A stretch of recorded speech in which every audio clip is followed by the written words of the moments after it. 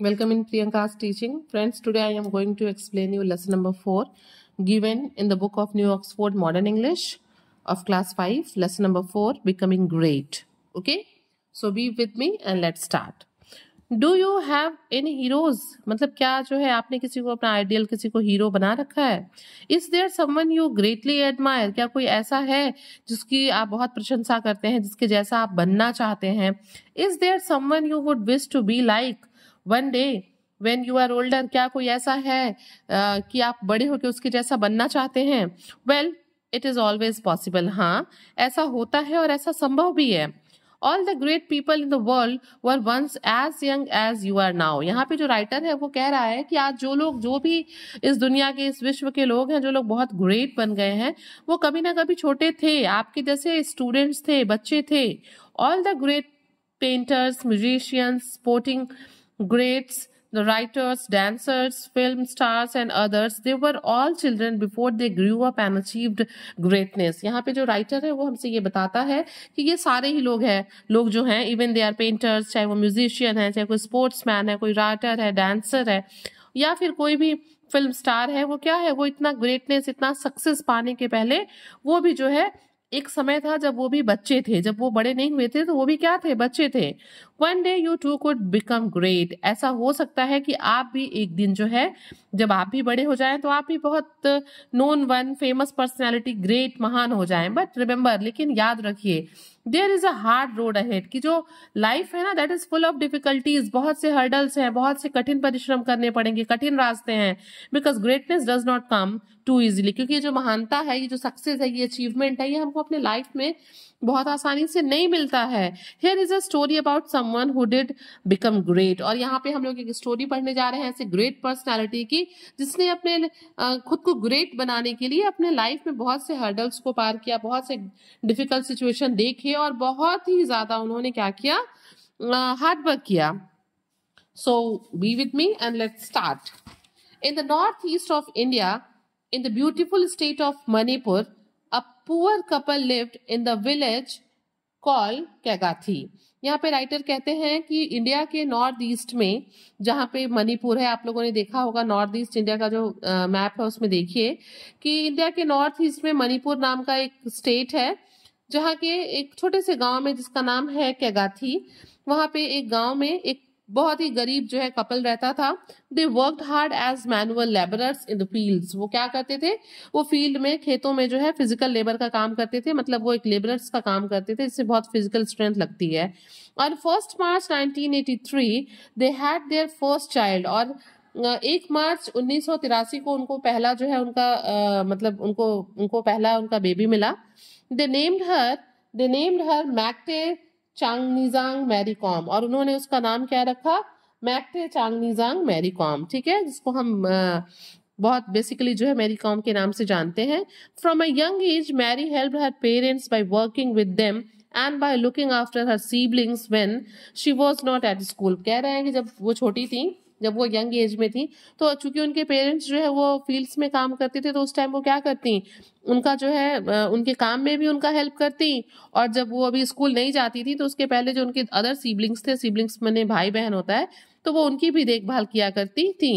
Eight school Mary enjoyed playing sports and was especially good at athletics.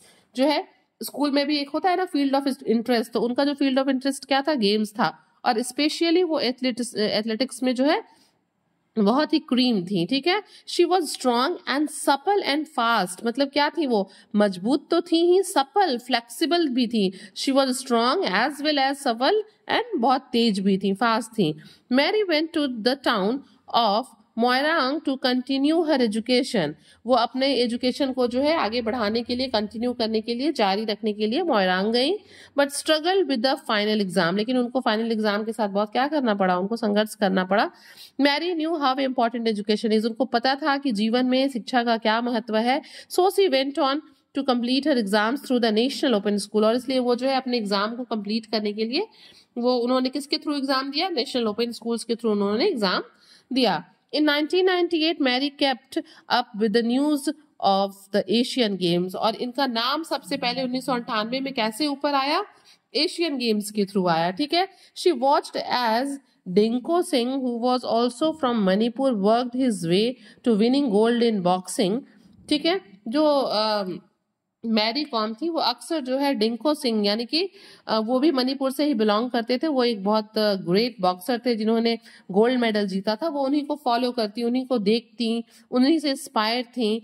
Mary was inspired by Dingko's strength, skill and speed. और जो Mary com थी वो डिंको के strength से, ठीक है, उनके कौशल से और उनके तेज स्पीड यानी कि उनकी गति से वो क्या थे, शी वॉज इंस्पायर्ड, वो बहुत उनसे प्रभावित थी। She wanted to be a boxer, वो भी मैरी कॉम भी, she herself want to be a great boxer, वो खुद भी एक बहुत महान बॉक्सर बनना चाहती थी। Mary's parents and other people she knew did not understand why Mary was so interested in boxing. Mary के पेरेंट्स को और भी उसके जो रिलेटिव्स थे आसपास के लोगों को, उनको ऐसा लगता है कि मैरी जो है वो बॉक्सिंग में इतना इंटरेस्टेड क्यों है। They thought that it was highly unusual for a women to want to be a boxer. थोड़ा ये भाई पुरानी बात भी है, उनका जन्म 1983 में हुआ था, तो हमें लगता है कि उस टाइम जो है वुमेन का बॉक्सिंग के फील्ड में जाना जो सोसाइटी था, जो लोगों था, उनके लिए बड़ा यूजुअल था, वो इजीली उसको एक्सेप्ट नहीं कर पाते थे कि एक महिला जो है वो बॉक्सर बनेगी। Some people try to discourage her, कुछ लोगों ने तो बहुत कोशिश की उन्हें डिस्करेज करने की, ठीक है, बट वो डिस्करेज नहीं हुई। But Mary was determined, but वो दृढ़ थी, उन्होंने निश्चय कर लिया था कि उन्हें ग्रेट बॉक्सर बनना ही है। She went to the boxing academy in Imphal and started training. वो कहाँ गई, फिर वो वहां से जो है बॉक्सिंग एकेडमी गई इम्फाल के, और वहां पे उन्होंने ट्रेनिंग लेना शुरू किया। शी वॉज रिलेंटलेस, मतलब वो बिना रुके, नेवर एंडिंग, बिना रुके वो कठिन परिश्रम करती, ठीक है। Often putting in extra hours of training at night, मतलब रात में वो एक्स्ट्रा आवर्स में भी ट्रेनिंग वगैरह करती, ठीक है। Her determination and practice soon saw result, और उन्होंने जिस चीज का दृढ़ निश्चय लिया था और जितना उन्होंने अभ्यास किया था, हार्डवर्क किया था, एक्स्ट्रा आवर्स जो उन्होंने ट्रेनिंग ली थी, उसका क्या है, उसका परिणाम आना, रिजल्ट आना बहुत जल्दी शुरू हो गया। इन 2001 she came second in the women's world amateur boxing championship, और सन 2001 में जो women's world amateur boxing championship होता है उसमें उन्होंने दूसरा स्थान प्राप्त कर लिया। And in 2002 she entered again and came first, और दोबारा जब उन्होंने women's world amateur boxing championship में पार्ट लिया तो उन्होंने फर्स्ट पोजीशन उसमें हासिल किया। Mary Kom is often called magnificent Mary, उनको क्या कहते थे लोग, उनको मैग्निफिसेंट मैरी कहते थे, बिकॉज ऑफ हर अकम्पलिशमेंट, क्योंकि उनके अचीवमेंट्स थे, उनके अचीवमेंट्स की वजह से, उनके अकम्पलिशमेंट, उनकी उपलब्धि की वजह से लोग उनको मैग्निफिसेंट मैरी कहते थे। She has been the world amateur boxing champion 5 times, और अपने जीवन काल, मतलब अपने बॉक्सिंग पीरियड में, अपने गेम्स के पीरियड में, वो जो उनका टाइम पीरियड था उसमें वो 5 बार जो है वर्ल्ड एमेचर बॉक्सिंग चैंपियनशिप की जो है वो 5 टाइम्स जो है वो चैंपियन रही। And in the 2012 summer Olympics in London women's boxing was allowed for the first time, और सन 2012 में पहली बार जो है समर ओलंपिक्स में जो लंदन में आयोजित हुआ था, वुमेन बॉक्सिंग को भी जो है पहली बार इंट्रोड्यूस किया गया।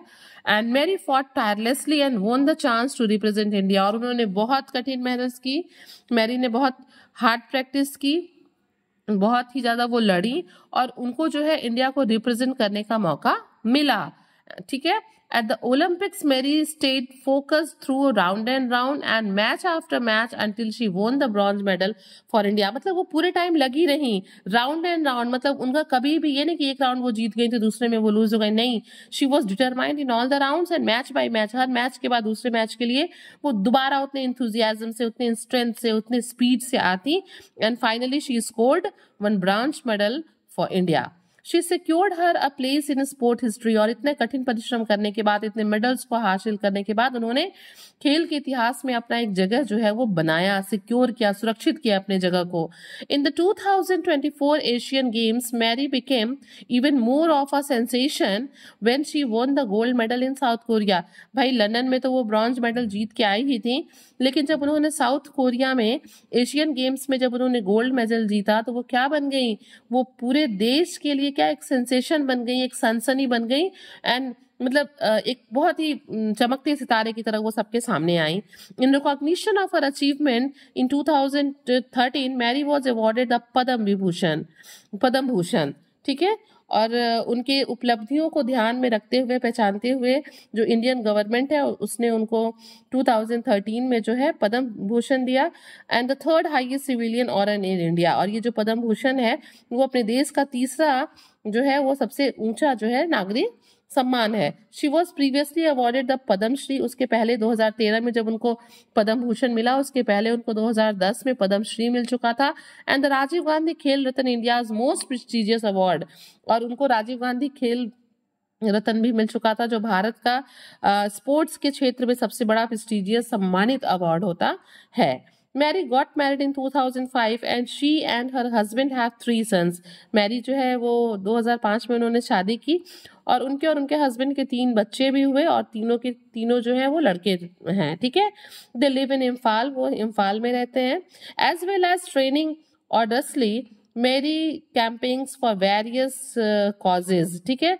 यहाँ पे जो राइटर है वो कह रहे हैं कि एज वेल एज ट्रेनिंग ऑर्डर्सली, बहुत ग्रेट एफर्ट्स के साथ, बहुत कठिन परिश्रम के साथ जो है ट्रेनिंग करने के साथ साथ Mary campaigns for various causes, और भी अदर रीजंस के लिए, कारणों के लिए मैरी ने कई अभियान चलाए, कई कैंपेन चलाए। शी प्रमोट्स एनिमल राइट्स, उन्होंने क्या किया, उन्होंने बढ़ावा दिया एनिमल राइट्स को, ठीक है।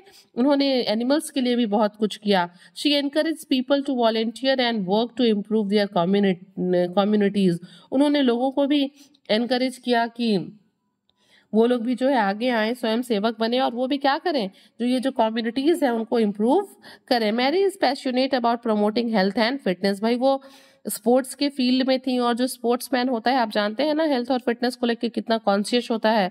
तो जो मैरी कॉम थी वो भी बड़ी ही क्या थी, पैशनेट थी, बहुत ही कॉन्शियस थी, बहुत ही उनके अंदर हेल्थ को और फिटनेस को लेकर बहुत एक पैशन था। She teaches disadvantaged children how to box, उन्होंने जो बच्चे जो है जो लाभ नहीं ले पाते थे, उनको कोई लाभ नहीं मिलता था, उस तरह के बच्चों को, डिप्राइव्ड बच्चों को उन्होंने क्या किया, बॉक्सिंग जो है सिखाया।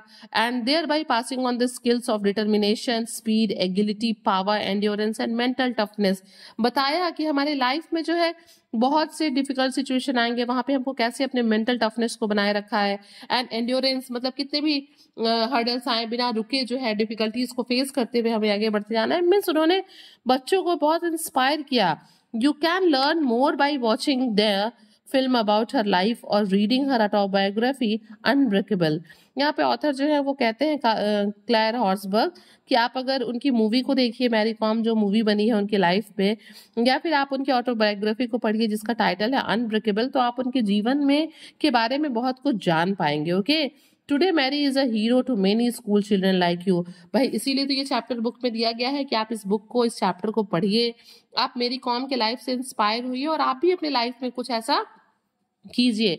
तो यहाँ पे जो ऑथर है वो कहते हैं कि आज जो है बहुत से ऐसे बच्चे हैं जो मैरी की लाइफ से इंस्पायर्ड हैं, but you must never forget that you can too become great one day.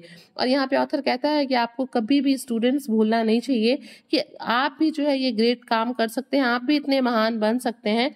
If you do everything to the best of your ability, कब आप इतने महान बन जाएंगे, जब आपके पास जो एबिलिटी है, जो योग्यता है, उसका आप सबसे बेस्ट दें। And thank the chances that are offered to you in life, और जो जीवन में आपको अवसर मिलते हैं ना, sorry, and take the chances, not thank, ठीक है, take the chances that are offered you to you in life. और आपको जीवन में जो अवसर मिलते हैं आप उन अवसरों को गवाइए मत, उसको जाने मत दीजिए ऐसे ही, ठीक है। आप हार्ड वर्क करिए and try to achieve your goal. तो friends basically this chapter is given in your book to inspire you, कि आप जो है मैरी की लाइफ से कुछ सीखिए और अपने लाइफ में भी कुछ अच्छा करिए। Friends, if you like the explanation please do share to others and very thank you for watching.